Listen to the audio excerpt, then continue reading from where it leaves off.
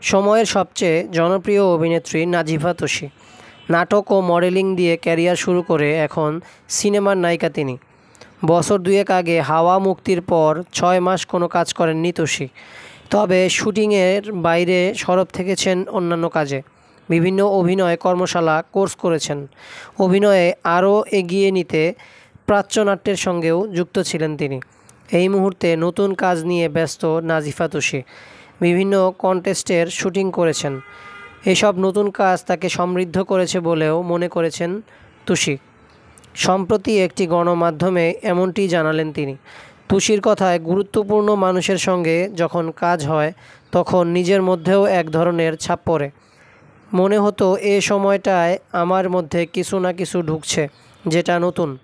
তবে নতুন কাজ নিয়ে স্পষ্ট করে কিছু বলেননি তুষি। অভিনেত্রীর কথায়, ছবি নিয়ে কিছু বলা বারণ। এ কারণে আমি কিছু খোলাসা করতে পারছি না। আমিও হাঁপিয়ে উঠেছি। আমারও তো কাজের খবর জানাতে ইচ্ছে করে। তবে ভক্তদের আশ্বস্ত করে তুষি বললেন, একটি কাজ শেষ হয়েছে।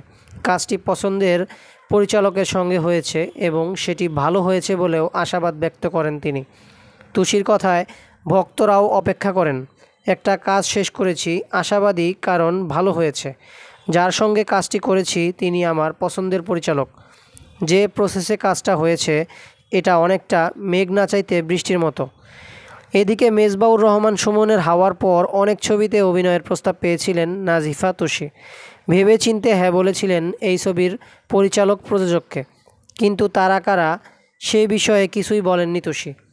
তার কথায়, এখনই সিনেমা নিয়ে কোনো তথ্য দিতে পারবো না। প্রযোজক পরিচালকেরা সময় মতো জানাবেন। তুষি এও জানালেন তাকে আগামী বছর পর্দায় দেখা যাবে। একে একে ৩টি নতুন কাজ মুক্তি পাবে। আপাতত সে অপেক্ষাতেই থাকতে হবে।